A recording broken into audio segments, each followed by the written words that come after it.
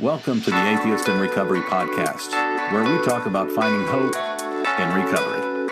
And now your host, Dr. Adina Silvestri. Bonjour, Atheists in Recovery, and welcome to episode 100. That sounds weird to say, of the Atheists in Recovery podcast, where it's my job to interview individuals and address their spiritual and scientific belief systems in order to deconstruct their limiting thought patterns and introduce new behaviors and routines you can use. And today is a solo episode. And we are going to be talking about something that I believe everyone struggles with, including myself: consistency. And so, how do you develop a recovery routine when you struggle with consistency? And so today, let's talk about consistency. Why is it so hard? Why are so many of us great at starting things only to end up stopping them midstream? Think training for marathons or, maybe buying all the equipment for a new hobby only just to kind of let it sit in the garage for years. There are just so many different instances that I can think of where it's so hard to finish. It's easy to start, but difficult to finish. And I'm definitely in that camp for certain things. And so today I want to talk about how to develop this routine, but instead of giving you a bunch of statements, I'm going to list them out as a series of questions. And I've done this in another episode before where it talked all about routine and rituals. And I'm going to do it again because that episode seemed to resonate with a lot of you. And so I do this in my monthly newsletter as well. I'm a big journaler. I love to write things down and then allow my brain to do its job with answering the questions that I write down. And so get out a sheet of paper and a pen and let's get started. Number 1, what are your non-negotiables regarding habits? If you are not sure, just look at the past year. What created continuity for you over the past year? For instance, a client of mine would start his day with a gratitude list, followed by some creative writing. That seemed to really help him start his day, and it's something that he's done consistently over the past year. For me, I make sure that I get a walk in, make sure that I get out in nature. That helps to give me sort of a reset for my day. And if you need some inspiration, check out episode 79 that I did with Derek Thatcher on rituals for healthy living, and I'll link to it in the resources section below. Number 2. What can you do in the AM to set you up for success? So this is before the TV goes on. This is before you're checking social media and all of your different feeds and you're getting pinged left and right. How do you train your environment to work for you? This is just like how you train your body.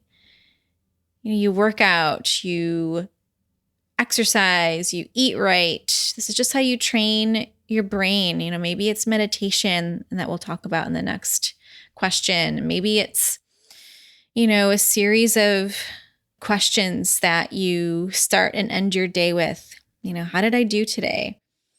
Did I live up to my goals? Did I live up to my values?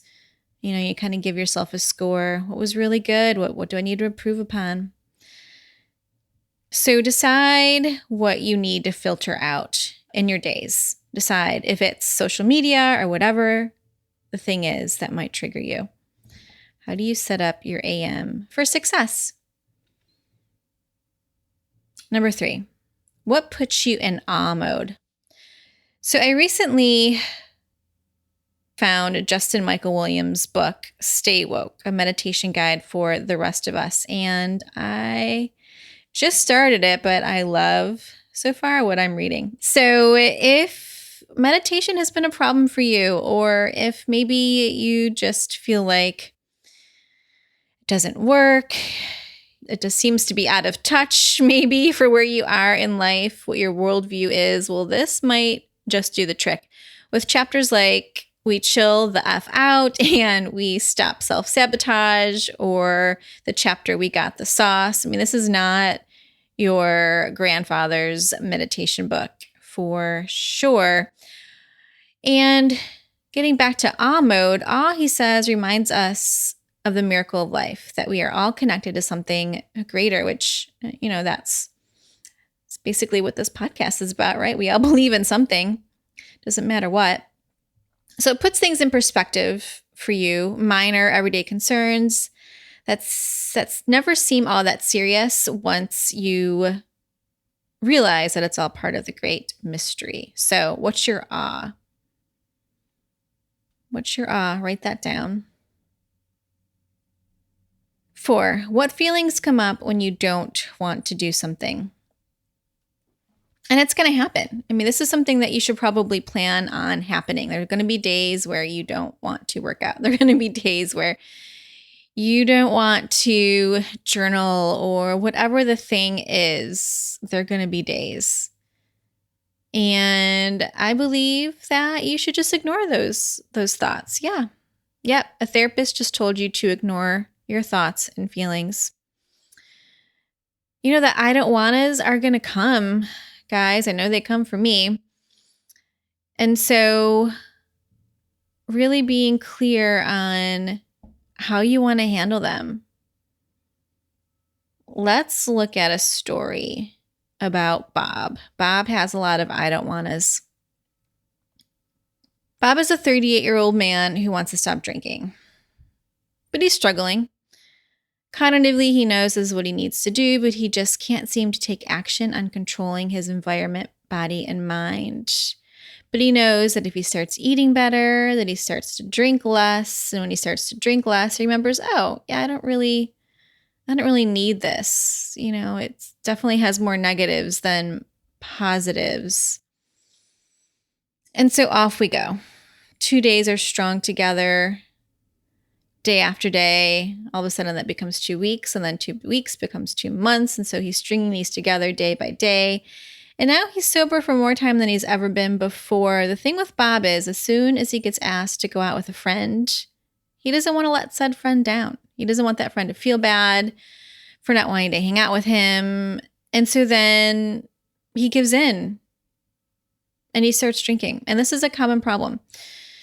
So you've trained your environment to treat you in a certain way, from the people that you choose, to the relationships that you decide to engage in, to the news feeds that pop up on your phone, to the addictions that you choose. You've trained your environment to treat you in a certain way.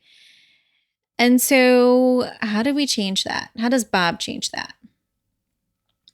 If you can go into the environment with some rules, maybe no bars for the foreseeable future, no friends that only like to hang out in bars, so you're filtering friends.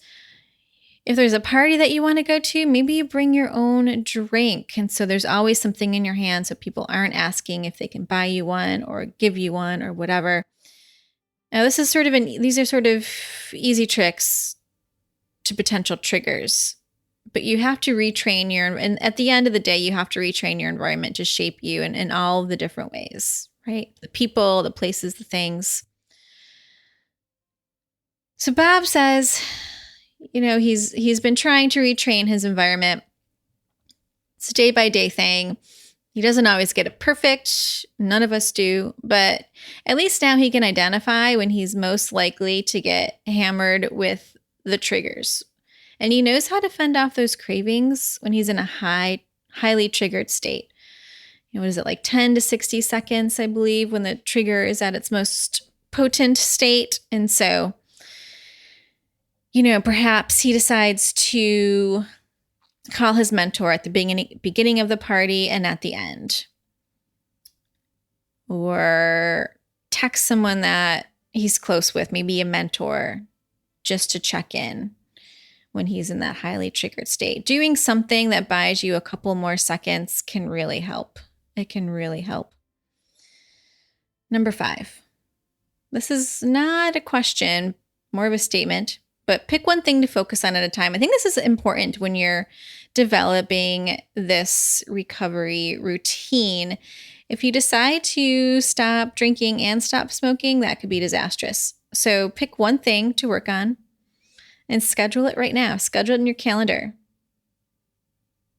If you try and do too many things at once, the potential is high that you will fail at one thing. And so then you'll decide to stop all of the things. And so, just pick one thing. Put it on your calendar. Get an accountability buddy. I do this myself. I think this is highly effective. Tell your mentor, tell your partner, tell your therapist, tell everyone what the thing is, what the goal is. You have to identify the goal, and then you also have to measure how you're doing towards each goal. And so having an accountability partner or a way to measure, it's really important. Number 6, what's your why? So this is your purpose. What is it you're currently seeing right now, and what is it that you want to be seeing right now? Write it down. Is it to decrease anxiety and depression so that you can show up in a more effective, loving way for your family? Without this why, these new habits are really hard to stick to. They're really hard to stick to. Write it on a Post-it note. Stick it all around your bedroom. Stick it in places where you look the most. Stick it on your phone. I've had people stick their goals on the back of their phone with tape, and I always thought that was a pretty clever thing to do. Bonus. Ruts don't dig themselves. Ruts are ultimately going to happen. So list some other non-negotiables to swap in and out depending on your mood. Maybe it's calling your friends back within 24 hours. Maybe it's getting outside daily. Maybe it's going to a weekly meeting. Whatever it is, get a list going of non-negotiables that you can swipe in and swipe out. And again, guys, don't demand perfection. We are not robots, so do not demand perfection on yourself. And definitely don't engage in the comparison trap. The quote that I love is, comparison is the thief of joy. So the only thing that you want to compare yourself to is your former self. That should be the only thing the only person that you're comparing yourself to. All right, guys. Well, I hope you enjoyed this 6 questions to ask yourself for those that struggle with consistency. Number 1, what are your non-negotiables regarding habits? Number 2, what can you do in the AM to set yourself up for success? 3, what puts you in awe mode? Check out Justin Michael Williams' Stay Woke meditation, a guide for the rest of us. Number 4, what feelings come up when you don't want to do something? Been there. 5, just focus on one thing at a time and schedule it now. And 6, what's your why? What's your purpose? Okay. So as we wrap up, just want to remind you to sign up for the monthly newsletter if you haven't already, where we talk about retraining your environment, where you can live a bigger and better life at atheistsinrecovery.com. Click on the green subscribe button on the top of the homepage. And again, thank you for listening. Bye. Thank you for listening to the Atheists in Recovery podcast. For more great info and to stay up to date, head over to atheistsinrecovery.com.